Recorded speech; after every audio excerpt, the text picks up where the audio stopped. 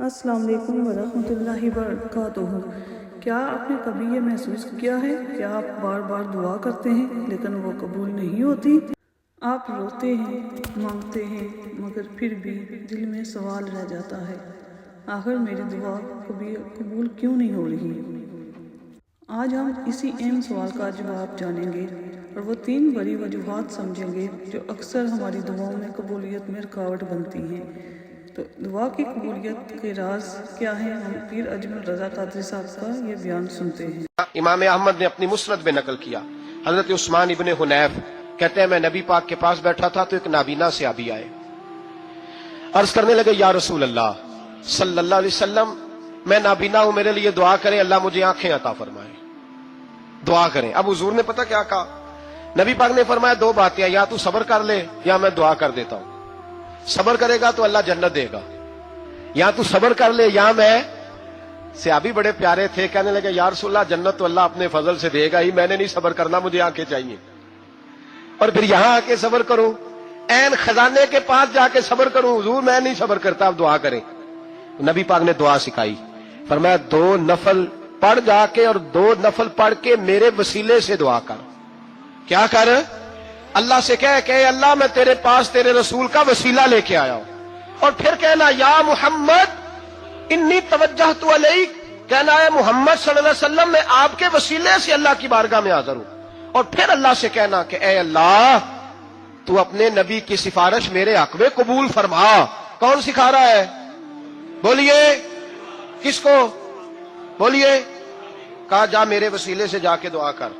حضرت عثمان کہتے ہیں وہ چلے گئے، 2 نفل پڑھے، حضور کے وسیلے سے دعا مانگی۔ فرماتے ہیں وہ چلے گئے پر ہم کوئی نہیں گئے۔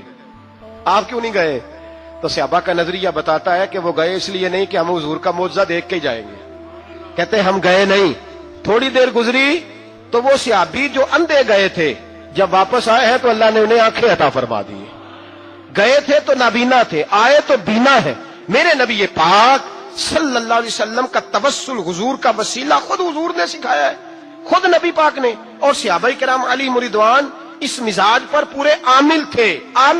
حضرت عمر فاروق صحابہ میں ایک دانشور شخصیت کا نام ہے، علم کے لحاظ سے، عمل کے لحاظ سے، بصیرت کے لحاظ سے، تقوی کے لحاظ سے ایک بڑی انفرادی اور منفرد شخصیت ہے۔ حضرت عمر کے زمانے میں قحط پڑ گیا، بارش نہیں ہوتی، حالات بڑے دگرگوں ہیں، پریشانی ہے۔ لوگ سیدنا فاروق اعظم سے پوچھتے ہیں حضور اب کیا بنے گا؟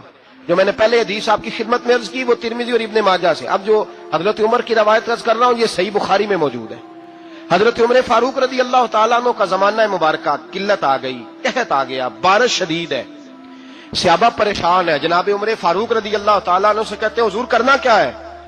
حضرت عمر پہلے تو خاموش رہے، پھر حضور کے چچا جناب عباس کو بلایا، کوئی بات نہیں کی، جناب عباس کا بازو پکڑا اور کھلے میدان میں لے گئے۔ حضرت عمر دعا کرتے ہیں اور پوری امت کو دعا کا طریقہ بتلاتے ہیں۔ حضرت عمر کہتے ہیں اگر قبول کرانی ہے تو یہ طریقہ اختیار کرو، اگر اللہ کی بارگاہ میں دعاؤں کو مستجاب کرانا ہے تو یہ رنگ ہے جو امت مسلمہ کو میں سکھا رہا ہوں۔ حضرت عمر نے جناب سیدنا عباس رضی اللہ تعالیٰ عنہ کو کھڑا کیا سامنے اور دعا فرمائی، اللہم انا نتوسل الیک بنبیک، اے اللہ ہم تیری بارگاہ میں تیرے نبی کے وسیلے سے دعا کرتے ہیں، فتسقینا، ہمیں بارش عطا فرما۔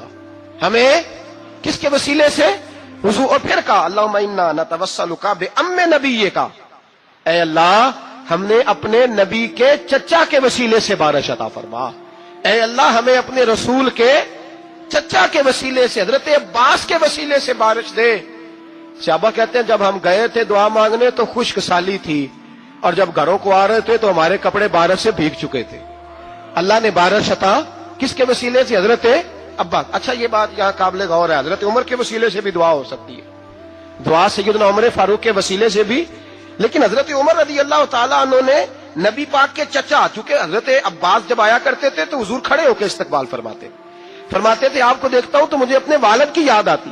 حضرت سیدنا عمر نے بتلایا کہ میں اس کو لے کے جا رہا ہوں جو نبی پاک کے زیادہ قریب ہے، جو حضور کے زیادہ قریب ہے، ان کے وسیلے سے دعا فرمائی۔ امت کو کیا درس دیا؟ فرمایا جو بھی حضور کے قریب ہو اس کے وسیلے سے دعا کرو، اللہ تمہیں آسانیاں نصیب فرمائے گا۔ اب ہمارا حال یہ ہے، انتشار ہی انتشار ہے، اختلاف شک کی شک ہے، پریشانی واضح حدیثیں موجود ہیں۔ میں آج ایک صاحب کو پڑھ رہا تھا، پتہ نہیں لوگ کیوں परेशानी का शिकार हैं, क्यों लोग इस आजमाइश का शिकार हैं? कहते हैं जी वसीला नहीं देना चाहिए, सीधा सीधा नेक अमल करो। ओ मेरे भाई, मैंने कहा कि अल्लाह किसी वसीले का मोहताज, अल्लाह मोहताज नहीं, लेकिन उसकी आदत है, वो वसीले को पसंद फरमाता है। बारीक बात मुश्किल होती है, लेकिन मोटी बात तो समझ में आनी चाहिए ना। कोई शख्स ऐसा है जिसे अल्लाह ने बगैर माँ बाप के वसीले के पैदा कर दिया हो, हालांकि अल्लाह पैदा करने पे कादिर हजरत आदम को किया है ना, हजरत हव्वा को, जनाब ईसा अलैहिस्सलाम को बगैर बाप के पैदा, लेकिन ये उसकी आदत को जब पैदा करता है तो माँ बाप के वसीले से पैदा करता है। फिर जब रोजी देता है तो फिर भी किसी न किसी, क्या उसने हुक्म दे दिया? रोजी कौन देता है? तो अल्लाह का ये हुक्म है कि कुंडी लगा के अंदर पंखा चला के सोए रहो, रोजी पहुंच जाएगी। कहता उठ, कुछ सबब पैदा कर, बाहर निकल, मेहनत कर, वसीला बना। जो आदमी कहता है जी मैं कपड़े सी भी खुद लेता हूँ, इस्त्री भी कर लेता हूँ, धो भी लेता हूँ, उससे सवाल ये है कि बना भी लेते हो? इसका मतलब है अल्लाह ने बंदों को बंदों का मोहताज, बंदों के लिए बंदों का वसीला अल्लाह ने रखा है। हमारी ये मोटी सी बात भी अकल में नहीं आती, मोटी सी बात भी। कहता है जी नहीं डायरेक्ट, ओ खुदा के बंदे थोड़ा गौर कर, देता अल्लाह ही है और देगा भी अल्लाह ही, लेकिन जो जराए, जो वसीले, जो सबब अल्लाह ने हमारे लिए मुकर्रर किए हैं, हम उस सबब का इनकार कर सकते हैं? शिफा कौन देता है? दवाई लेने किसके पास जाते हो? तो आप इस तरह करें ना, चुप करके घर बैठे तस्बीह पढ़े, या शाफी अल अमराद, या शाफी अल अमराद, ओ शिफा देने वाले, ओ शिफा देने वाले, सारा दिन की वजीफा पढ़े। शिफा कौन देगा? तो वजीफा पढ़ो चुप करके, दवाई लेने क्यों गए हो? लेकिन अल्लाह के हबीब का ही फरमान है कि बीमार हो जाओ तो दवाई भी खाओ, परहेज भी करो। ये सारे फरमान हमें बताते हैं कि वसीला लेना, वसीला देना, ये तो अल्लाह तबारक व तआला का तरीका है, मुबारका है।